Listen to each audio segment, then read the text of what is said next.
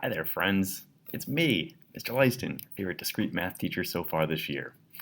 Today we're going to look at something a little bit different from what we've seen before for our graph theory topics. Thus far, as we've looked through graph theory, we have talked about Euler networks. We are crossing each edge exactly once. We have an Euler path if we cross each edge exactly once, starting and ending at different locations. We have an Euler circuit where we cross each edge exactly once and return to the starting point. After that, we had Hamilton networks. The Hamilton circuit was where we were crossing each vertex exactly once, where we did not care about crossing each edge exactly once, just crossing each vertex. This came about when we were talking about the traveling salesman problem. And in that, we were trying to cross each edge exactly once across a complete weighted graph. And the weighted graph, we're trying to do so in the shortest possible distance, the least possible weight. And attempting to get that, we had the nearest neighbor algorithm and the greedy algorithm as a set of steps getting along the way. But what if we don't need that anymore? What if we don't need to cross each edge exactly once and return to the beginning?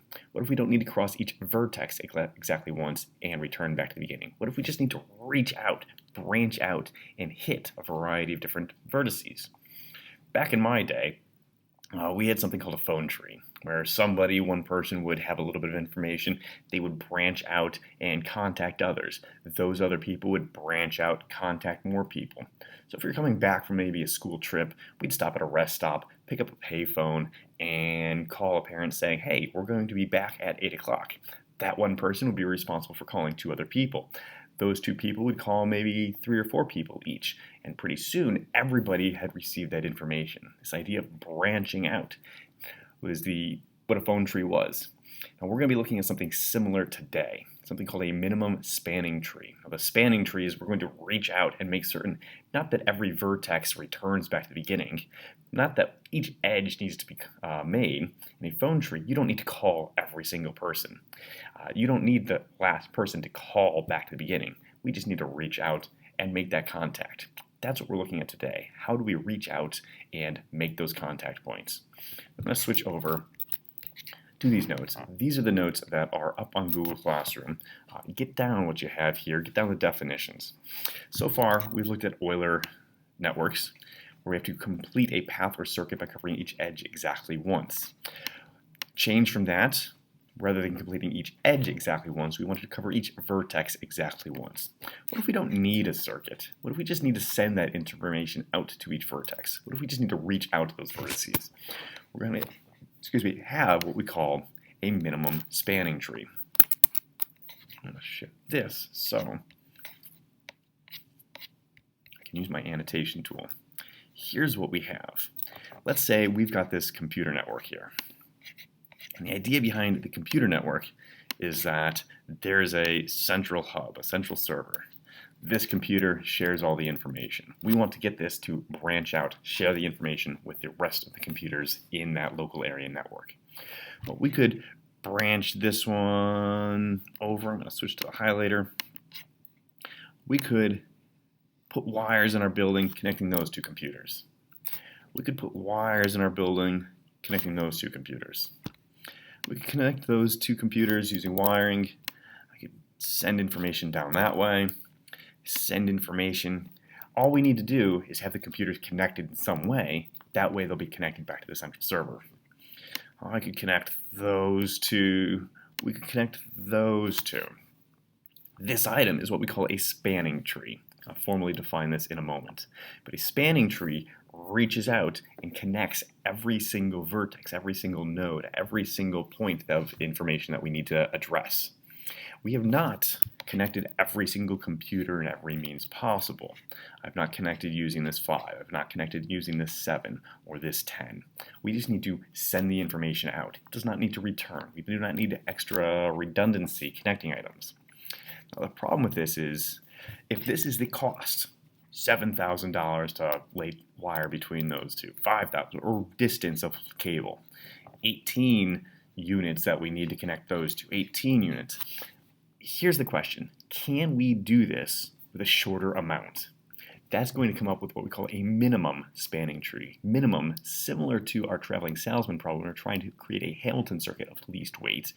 We're trying to create a spanning tree, reaching out using the least amount of cost.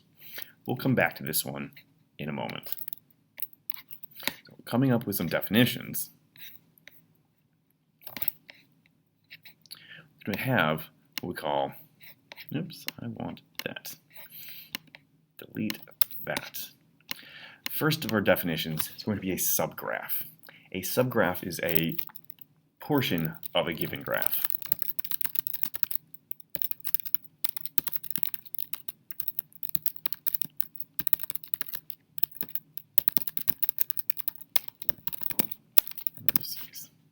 Fix that. I have this graph over on the right side. So we've got A, B, C, D, E, F, and those edges connecting them. The blue here, B, C, F, E, D, F, those edges, those vertices would be a subgraph. It's a smaller portion of a graph. Now a graph is the full item is a subgraph of its own. It just happens to be the same. It can be any bit less than the entirety graph. We could have just vertex A would be a subgraph. We could have any collection of vertices and edges. A tree is going to be a subgraph that meets two different conditions.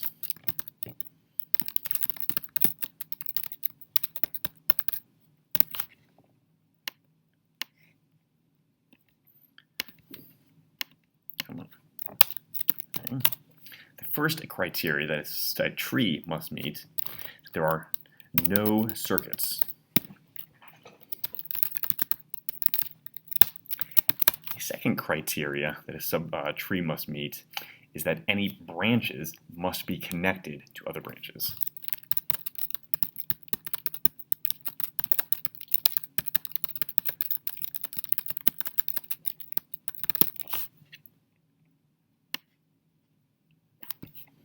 No circuits, no loops, no intersection, no self-intersection. Think about the word tree. It's going to branch out. Now your branches do not connect back into the trunk. If you have a tree where it starts growing out, it doesn't curve around and connect back in. It just reaches out. You also don't have any floating branches. And that's the second point. Any branch edges must be connected in some way to others. If you have a tree and you've got leaves growing on a tree, we don't have some branch hanging off on its own, just disconnected from the tree. It would not be receiving the nutrients. It would not be receiving the water. It would be a different tree. We'll see these in a few different examples. The last item, just expanding this, rather than just a tree, we have a spanning tree. So a spanning tree is a tree with the additional condition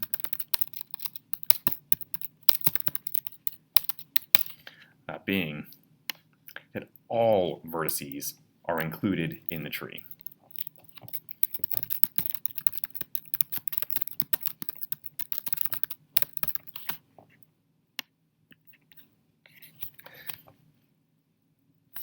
So let's take a look at 4 different graphs to see how these definitions play out.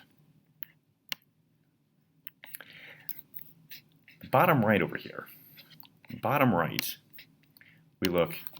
we have a tree. Top right, come over here, this is not a tree. What's different between these two is that, well, we still have those blue is our subgraph. We've got every vertex is included in some way. Here, even though F is not included, it is still going to be a tree. The condition, this top right one, fails in our tree definition is that there is a circuit. We have D, E, F, G. There is this loop here. We have this circuit in our subgraph, making it not a tree. So that was one of the criteria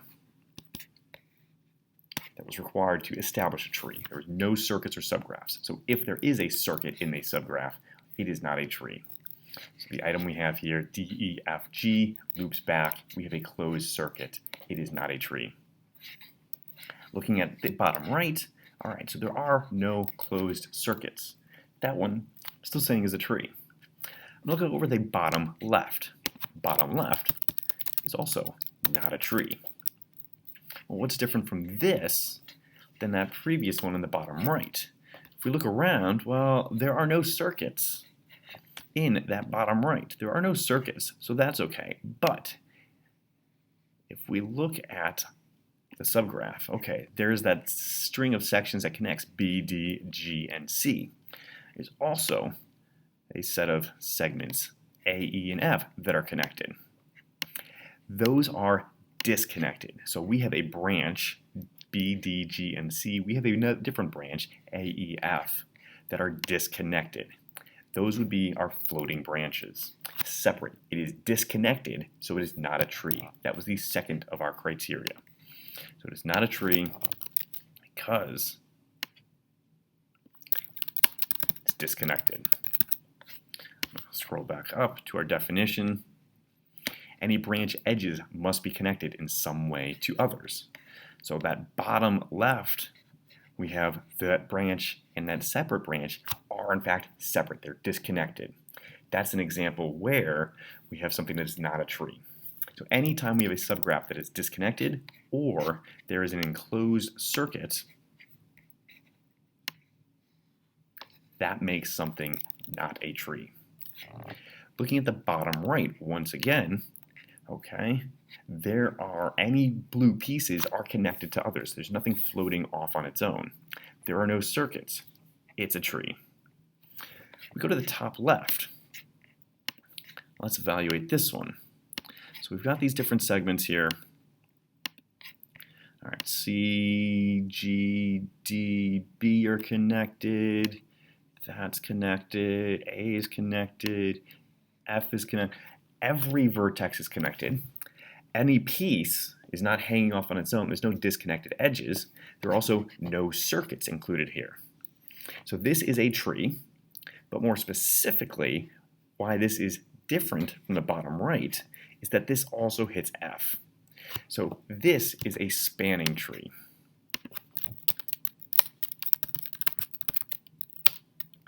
Thinking about the parts, there are no circuits. Second, everything is connected. I'm going to say no disconnections.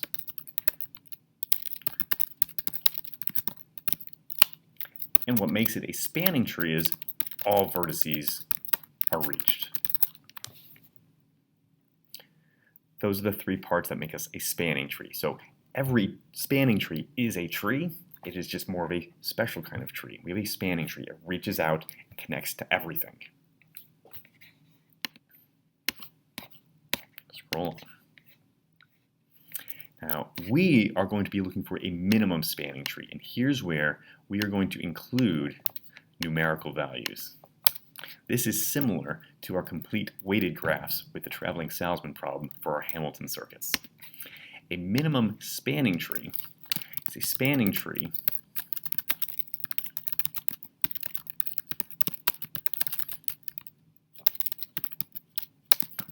that reaches all vertices with the least possible combined weight of the edges.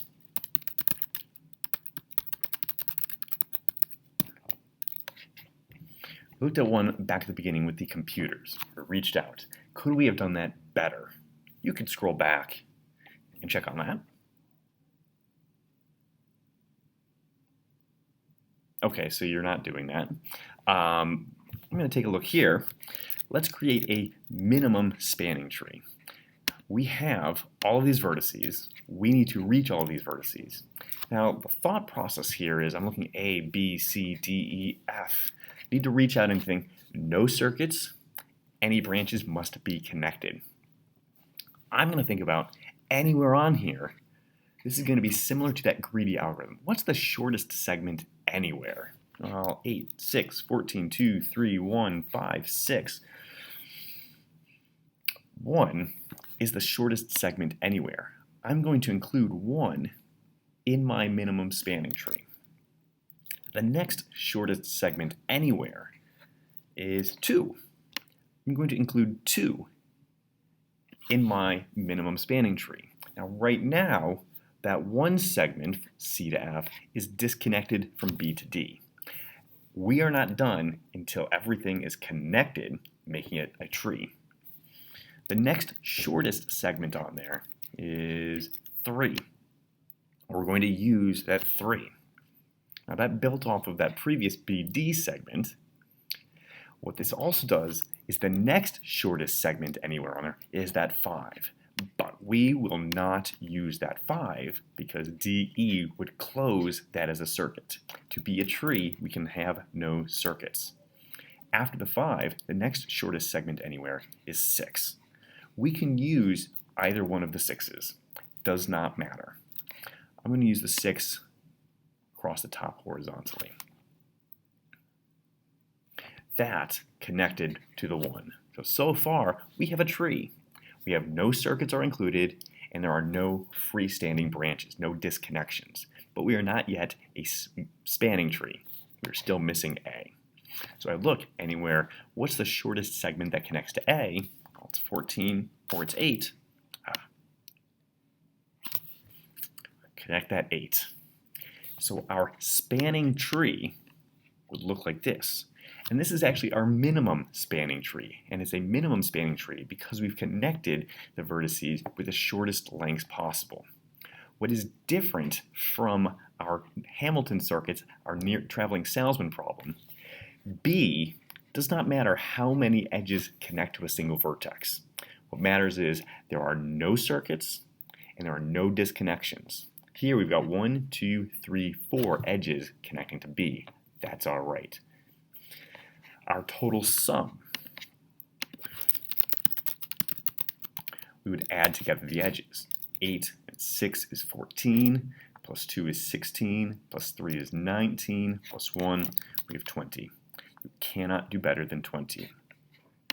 We could also, instead of having connected that 6 across the top, connected the 6 across the bottom. Those are equivalent because 6 and 6 are equal. Exactly the same. We have the same weight. It's still a spanning tree because every vertex is reached. There are no circuits. There are no disconnected points. The thought process, what was going on here, is we were using something called Prim's algorithm. The idea behind Prim's algorithm is that we were picking shortest segments along the way. So first,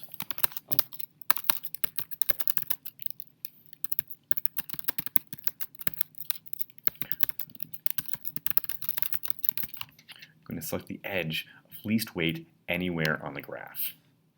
Let me explain.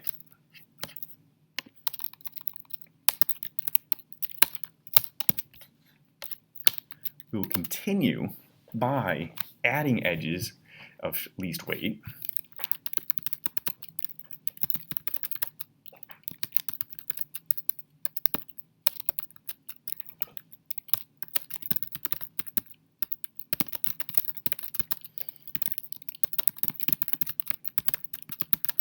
Such that, or least available weight, such that, bullet A, tab over, I can't. No circuits are created.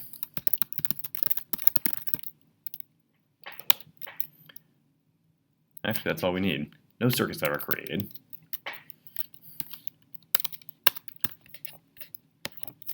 The spanning tree is complete.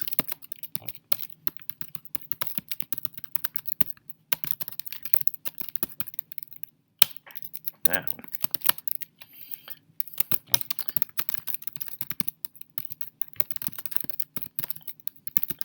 there are no disconnections between branches. Everything is connected to something else. And all vertices have been included in the subgraph.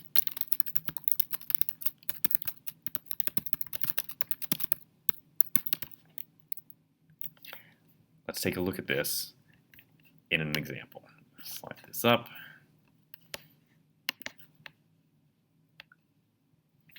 Here, if we were to read the text from which I found this, we have a set of bike trails that we're looking to establish. We would like to create a minimum spanning tree that connects each of these towns. So reading through, we want to create a minimum spanning tree. We're going to follow Prim's algorithm. Select the edge of least weight anywhere on the graph. We look through 7.5. You'll see the smallest value. Continue adding by adding edges in order of the least available weight such that no circuits are created. So anywhere on there, the next smallest size is 12. cannot use that 18, not that we want to. 15.9, we could use. The next smallest available edge is that 12.4.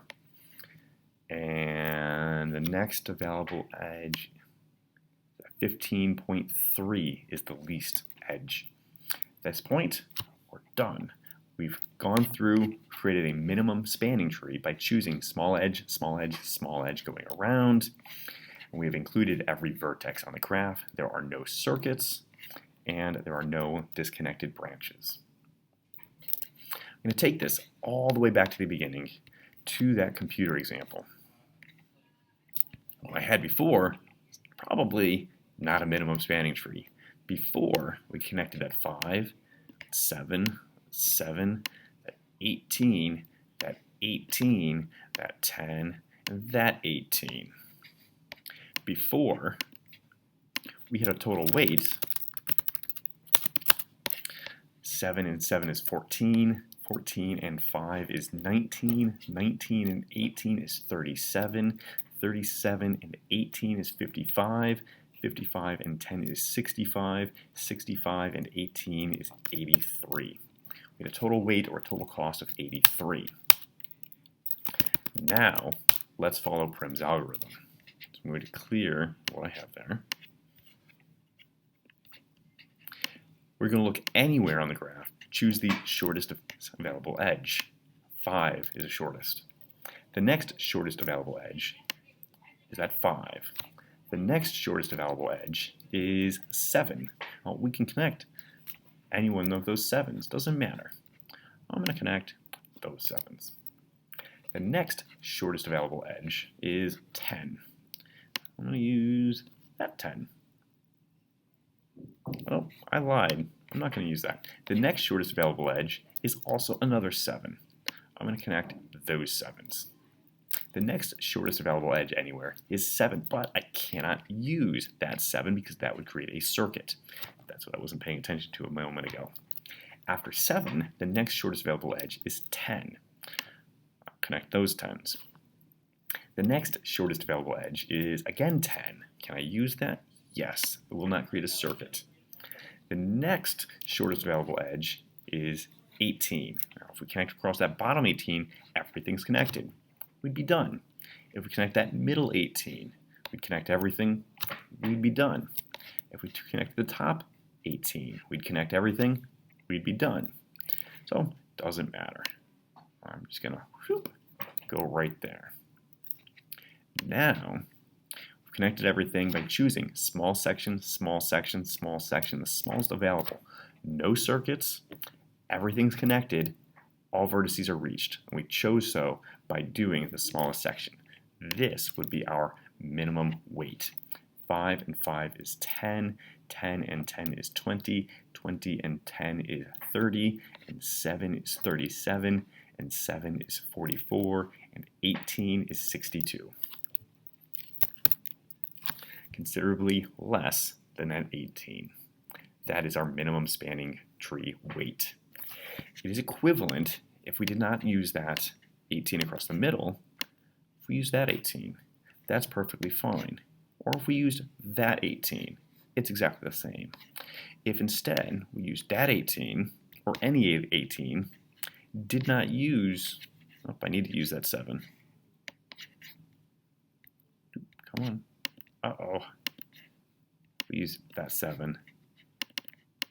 If we did not use that 7, but instead use that 7, we still have everything reached. It would still be a minimal spanning tree. That's what we have.